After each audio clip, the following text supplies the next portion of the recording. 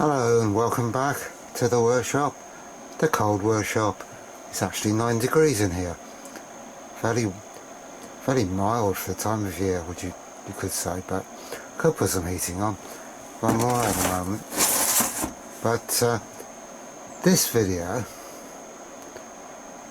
was going to be about sorting the display problem out. I don't know if you remember in the last one. There was a bulb out on that S meter.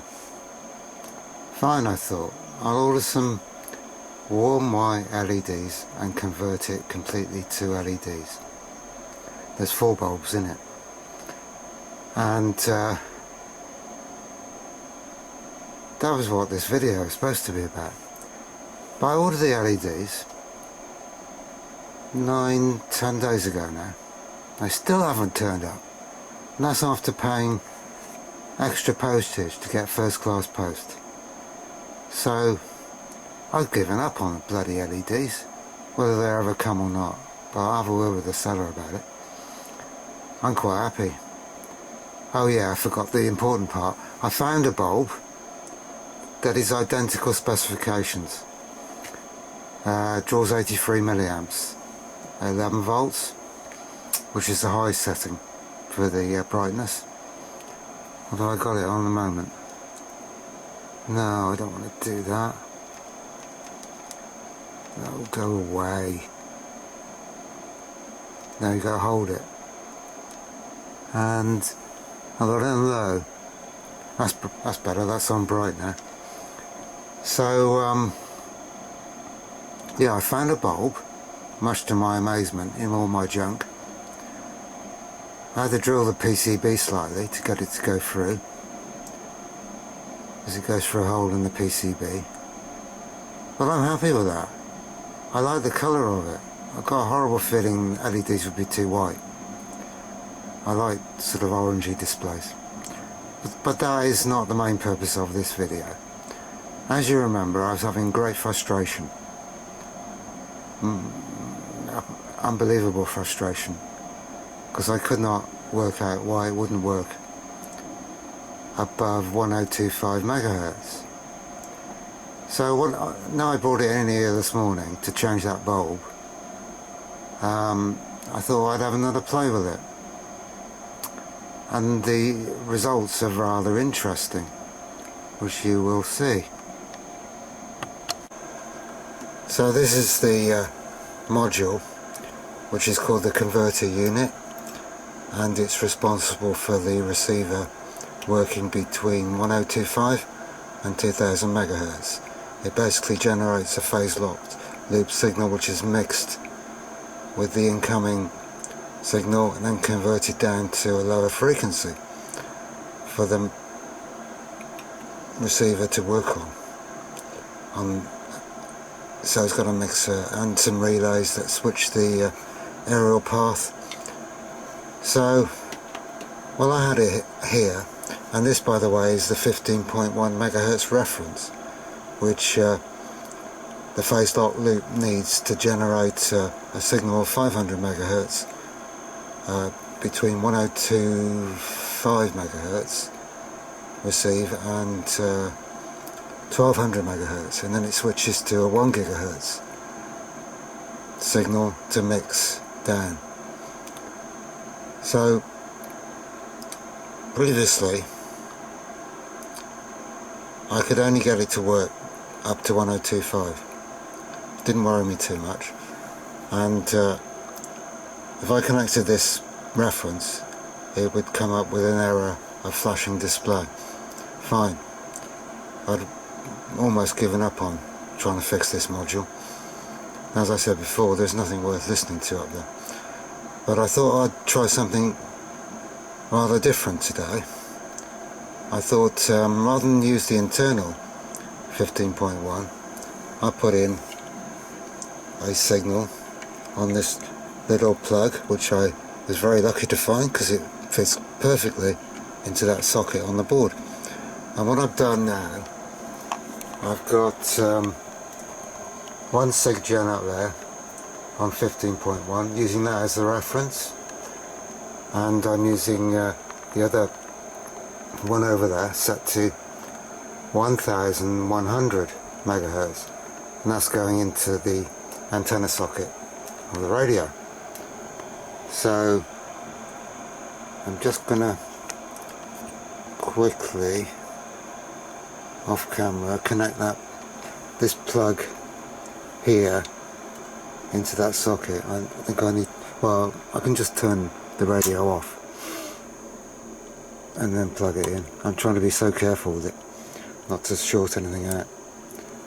And so I've now got a separate 15, not related at all to the main receiver,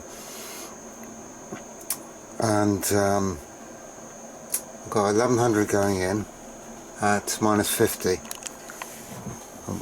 Now let me turn on the receiver. 1100, enter. Hear that? Works perfectly. How do you work that one out? That's with an external reference. Okay. So I thought to myself, let's just try that internal reference again, because apart from that lock detector line, there's no difference between those two different 15.1 megahertz signals. And before I do that or do anything else, I'm going to just try above 1200 megahertz. So I've put 1200. That's when it switches to a different mixing, whatever. Turn that racket down.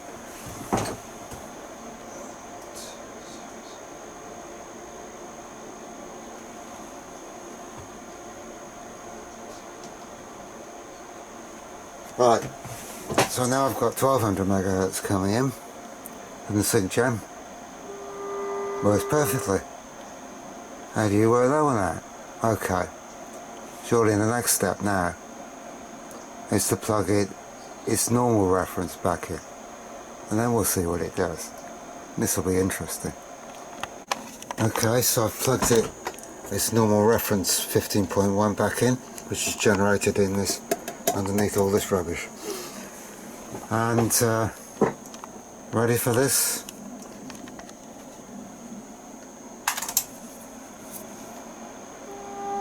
Perfect. So how do you work that one out? I'm going to turn the level down just to see how sensitive it is. I don't expect it to be really sensitive at 1200, but we'll see anyway. I'm on -50.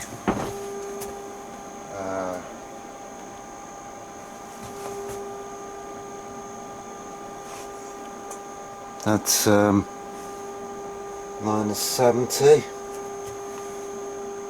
and we're getting a S9.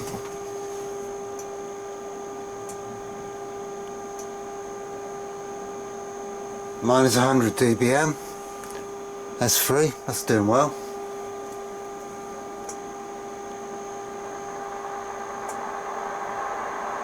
Okay, so it drops out about -120, but that's still pretty bloody good, I think. So, this does my bloody head in, this radio. Why did it go faulty and now it's working? Shall I start hitting it to see if it goes faulty again?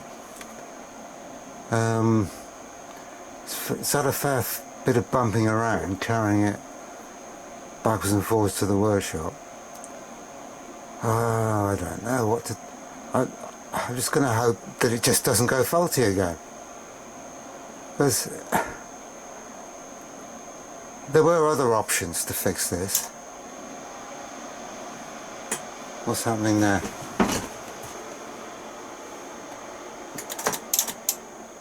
Okay, I'm having a short circuit then for my power supply. That's not a major problem. That's when you have wires dangling everywhere. The signal, the 15.1 megahertz earth was touching the power supply. Positive. From the SIG gem.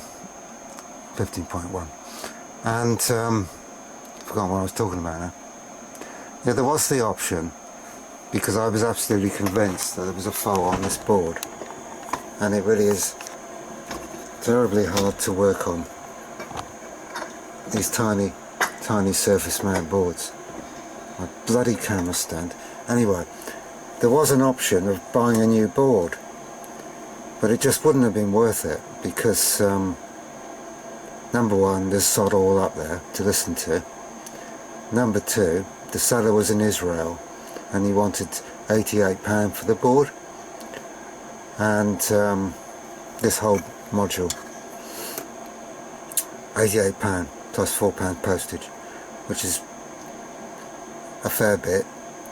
And by the time the customs in this country got their hands on it, they just screwed me for VAT and import duty. So it just wasn't worth buying a new board, and I'm so glad I didn't, as this is now working. Why is it working? Please somebody tell me why it's working. I mean, is it? Let's turn the level up. Let's try hitting it a bit.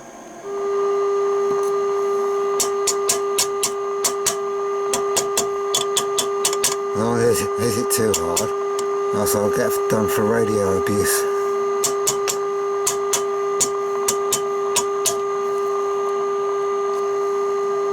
Oh, I don't know.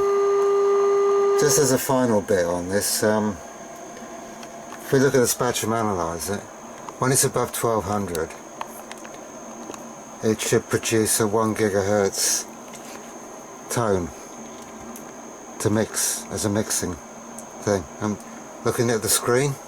I've got the center of the screen to 1 GHz, and span. If I take the span down, we can see a very narrow span, fairly narrow span. There's absolutely no drift. That's a perfectly phase locked 1 GHz peak. Yeah, 1 GHz signal. I'm not even connected to anything, I'm just picking that up with my croc clip near the center of activity on the board. And I did find out that the actual oscillator is in this package here, which I'm sure would be almost impossible to get another one of those. That's the VCO inside that little metal box.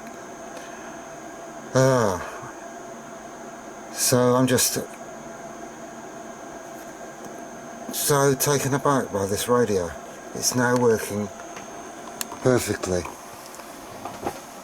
Okay, I've got the service manual, and there's about 20 pages of alignment instructions that you can go through, and a lot of them are done in software. You have to go into a special menu, pressing the right combinations of buttons and turning it on, and you can adjust the various bandpass filters and whatever at different frequencies. There's about 20 odd pages of all this. I could go through all that, but it probably wouldn't improve it, and as far as I'm concerned, it's working very well. It has been on the lower frequencies, and now it'll be working on the higher frequencies between 1 and 2 gig, hopefully. But who knows, maybe the fault will come back. But that's about all I'm going to do with it. I have other things to do with it, but I'm not sure if it's worth videoing that. There's this little box in there. That's transmitter, FM transmitter. It was set to 101.2 megahertz, but I've already got one transmitter running on 101.2 in the house, broadcasting another radio. So I thought I'd retune this one to either 87.5 or 108, and the chances are I won't probably use it. I won't have an aerial connected to the back of this transmitter, but I don't think that's worth bothering you with. But I think I'm just going to put it back. No, I won't put it all back together, because I will be fiddling with this, but I think I'm going to just close out this video and see what your reactions are to this, because It's just made my day. And temperature's gone up to 11 degrees in the workshop. I think it's nearly time for lunch. So, bye for now.